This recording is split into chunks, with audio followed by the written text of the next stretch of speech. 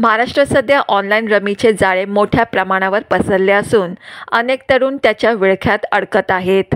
या धोकादायक व्यसनाविरोधात आवाज उठवण्यासाठी स्वराज्य पक्षाने घाटकोपर पूर्व येथे स्वाक्षरी अभियान राबवले होते। ऑनलाईन रमीने तरुणाईला जणू विळखा घातला आहे।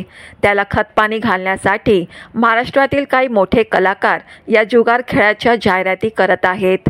या जाहिरातींमुळे त्यांच्या चाहत्यांवर नकारात्मक परिणाम होत असून अनेक तरुण या व्यसनात अडकत आहेत। स्वराज्य पक्षाच्या या उपक्रमाला स्थानिक नागरिकांकडून चांगला प्रतिसाद मिळत आहे। या माध्यमातून ऑनलाईन रमीच्या विळख्यातून तरुणाईला बाहेर काढण्याचा पक्षाचा निर्धार दिसून येत आहे। स्वराज्य पक्षाचा हा उपक्रम तरुणाईला एक सकारात्मक संदेश देण्याचा प्रयत्न असून कलाकारांनीही या विषयावर गंभीरतेने विचार करण्याची अत्यंत गरज आहे। आमचं बोलणं झालं पहिला आम्ही स्वराज्य पक्ष सरजी धीरेंद्र जाधव साहेबांच्या नेतृत्वामध्ये हे जे महाराष्ट्रामध्ये मोठे मोठे कलाकार आहेत ते रमीची ॲड करतात आणि आम्ही नोटीस दिल्या होत्या की तुम्ही तात्काळ थांबवावं आणि तुम्ही ऑनलाईन रमीतून किती पैसा कमवला हे सिद्ध करून दाखवा आणि तुमच्या पक्षातर्फे कारवाई करण्यात येईल। त्याच्यानंतर त्यांच्या धीरेंद्र जाधवच्या नेतृत्वामध्ये आम्ही मुख्यमंत्री, उपमुख्यमंत्री अजितदादा पवार, मुख्यमंत्री देवेंद्र फडणवीस यांना सुद्धा आम्ही निवेदन दिलं होतं की महाराष्ट्र ऑनलाईन रमी बंद व्हावी असं त्यांना आम्ही मागणी केली होती, परंतु त्यांनी त्याच्यावर दुर्लक्ष केलं। जर असं समजा जर बोलत असेल आम्ही गाडी जिंकलो, बंगला जिंकलो तर निषिद्ध करून दाखवा ना की तुम्ही काय काय जिंकला, किती पैसे जिंकला हे सिद्ध करून दाखवावं तिने आम्हा लोकांना। तुम्ही समजा जर 10 रुपयाला जर लाखो रुपये मिळत असतील मग कष्ट करण्याची काही जरूरत नाही ना लोकांची। हे लोक म्हणतात रम्मी खून रोज 7,000 रुपये कमवू शकता। तुम्ही विचार करा, जर रम्मी खून रोज 7,000 रुपये कमवू लागलो तर महिन्यात झाले 2,10,000 झाले, तर कष्ट करायची काय गरज नाही ना।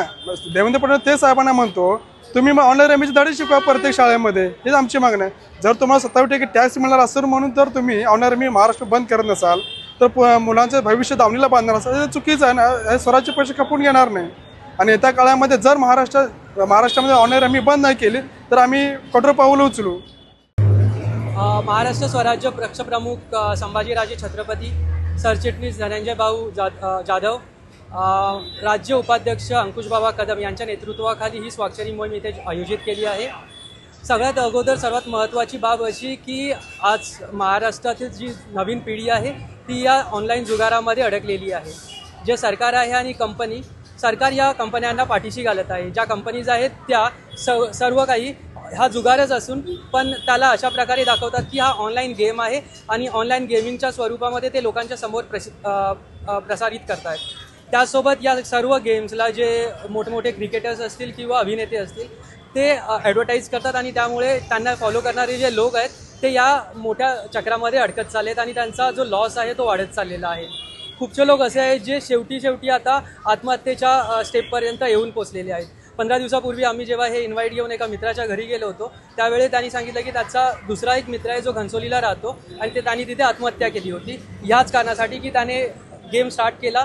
स्टार्टिंगला त्याला थोडे पैसे मिळत होते त्यामुळे मग त्याने ते पैसे वाढवायला सुरुवात केली आणि जेव्हा ती अमाऊंट लाखोच्या घरामध्ये पोचली तेव्हा त्याला लॉस झाला। तो लॉस भरून काढण्यासाठी त्यांनी आणखी जे त्याचे मित्र होते आणि बाहेरून आणखी पैसे उचलले, ते पैसे कर्जावर घेतले, ते पैसे हरला आणि त्याच्यानंतर त्याच्याकडे काहीच उपाय नव्हता की यातून बाहेर कसं पडावं। ही परिस्थिती दुसऱ्या लोकांवर येऊ नये ह्यासाठीच आणि जनजागृती व्हावी अशी एक पहिला जो पाऊल आहे ते आम्ही इथे या स्वाक्षरी मोहिमेच्या माध्यमातून उचलली आहे।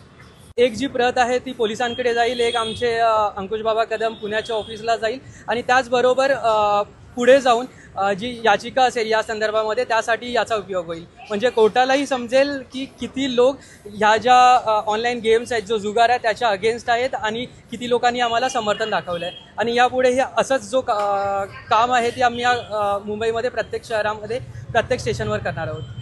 खरं तर 1867चा कायदा जो आहे तो असं सांगतो की कोणत्याही जुगारावर आपण ॲडव्हर्टाइजमेंट करू शकत नाही, पण या ज्या कंपनीज आहेत त्या सगळं असं दाखवतात की हा जुगार नसून हा एक गेम आहे आणि तो गेम म्हणून ते टीव्हीमध्ये ॲडव्हर्टाइज म्हणून लोकांच्या समोर आणतात। जे लोकप्रिय नेते आहेत, लोकप्रिय सेलिब्रिटीज आहेत त्या या गेम्सला प्रमोट करतात आणि तो लोकांपर्यंत घेऊन जातात आणि लोक त्यामध्ये अडकतात। खरं तर हा जुगार आहे पण दाखवताना असं दाखवलं जातं की हा एक ऑनलाईन गेम आहे ज्याला कौशल्याची गरज आहे, ज्याला स्किलची गरज आहे, पण खरं तर हा सिस्टमॅटिक एक बनवलेला असा जुगार आहे ज्याच्यामध्ये स्टार्टिंगला त्यांना त्याची आवड दाखवली जाते, त्यांना त्याच्यामध्ये खेचलं जातं, ते नेहमी त्याच गोष्टी करतात आणि एकदा त्यांना लत लागली की पुढे पुढे जाऊन ते जी मुलं आहेत ती हरायला सुरुवात करतात पैसे. त्यांची जी इमेज आहे म्हणजे जर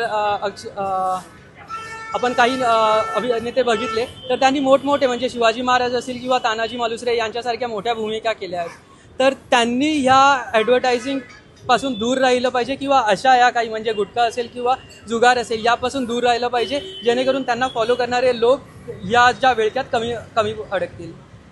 जो गॅम्बलिंग कायदा 1867 त्याप्रमाणे ऑनलाईन जे गेम्स म्हणजे जुगाराचे जे गेम्स आहेत त्यांच्यावरती ॲडव्हर्टाइजमेंट नाही होऊ शकत, पहिली गोष्ट. दुसरी गोष्ट म्हणजे आंध्र प्रदेश किंवा तमिळनाडू यासारख्या राज्यांनी या गेम्सवरती बंदी ऑलरेडी आणलेली आहे आणि कर्नाटक सरकारची याचिका कोर्टामध्ये चालू आहे आणि त्याच्या अगोदरच त्यांनी मोठे रेस्ट्रिक्शन्स या गेमवरती आणले आहेत. तर आमची विनंती आहे महाराष्ट्र सरकारला की त्यांनी एकतर हे गेम्स बंद करावे किंवा काही रेग्युलेटरी आस्पेक्ट्स याच्यावरती बसवावेत आणि कठोर निर्बंध घालावेत आणि त्याने त्याचे जे खेळाचे जे परिणाम आहेत ते कमी करता येईल, कसं करता येईल याकडे लक्ष द्या. हे जे गेम चालू आहेत आणि जे गव्हर्नमेंट आहे महाराष्ट्राचं ते या गेम्सला पाठीशी घालत आहे, कारण त्यांना 27% टॅक्स मिळतो आहे आणि तो टॅक्स ते बाकीच्या योजनांमध्ये जिथे उधळपट्टी करायची आहे तिकडे त्या पैशाचं नियोजन करतायत. पण हे जर आम्ही जेव्हा ही मोहीम आज राबवत होतो तेव्हा 80 वर्षापासून लहान मुलं पण त्यामध्ये सहभागी होती आणि त्यांचं असं म्हणणं होतं की या पैशातून म्हणजे ज्यातून कोणाचा तरी लॉस झाला आहे, कोणीतरी आत्महत्या केले, ते पैशातून तुम्ही टॅक्स घेऊन आमच्यावरती आम्हाला जर तुम्ही सुखसोयी देत असाल तर ते आम्हाला नको आहेत. इवन काही महिला अशा होत्या, एक 80 वर्षाच्या आजी इथे आल्या होत्या, त्यांनी सांगितलं की जे महिलांसाठी त्यांनी 1,500 रुपये प्रत्येक महिन्याला देत आहेत ते द्यायची गरज नाही आहे, म्हणजे ती सक्षम आहेत त्या गोष्टी करण्यासाठी जर तुम्ही त्यांना व्यवस्थित स्किल्स दिलात तर. पण ह्या पैशातून त्यांना महिन्याचे 150 रुपये नको आहेत असे ते अपफ्रंट सगळ्यांना येऊन समोर सांगत होत्या. हाच मोठा प्रश्न आहे की ज्याच्यामुळे बाकीचे लोक ह्या विळख्यामध्ये अडकत आहेत. म्हणजे ह्या ॲडव्हर्टायझिंग प्रत्येक यूट्यूबवरती 2-2 मिनिटाला असतात, बाकीचे जे ॲप्स आहेत त्याच्यावरती प्रत्येक 2-2 मिनिटाला असतात आणि ती एक सायकोलॉजिकल गेम आहे ज्याच्यामध्ये जी गोष्ट आपल्याला नेहमी दिसते, प्रत्येक वेळेस निदर्शनास येते, त्या गोष्टीकडे माणूस आपोआप खेचला जातो आणि त्या ॲडव्हर्टायझिंग होत आहेत त्यामुळेच बाकीचे लोक अडकत आहेत. आणि त्या ॲड्स अशा असतात ज्याच्यामध्ये जो समोरचे जे क्रिकेटर्स असतील किंवा जे फिल्म ॲक्ट्रेस असतील ते सांगतात की आम्ही यातून जिंकलो किंवा मग बाकीचे लोक असतात ते असे सांगतात की आम्ही एक गेम खेळला आणि आम्हाला 10 करोड मिळाले, 2 करोड मिळाले आणि ह्या लोभांना बळी पडून बाकीचे लोकही यामध्ये फसत चालले आहेत. हे बाकीच्या लोकांना कळत नाही आहे, कारण ह्या ॲड 2-2 मिनिटाला येतात आणि ते बघतात आणि त्यातून त्या जे प्रलोभन आहेत त्याला बळी पडत चालले आहेत.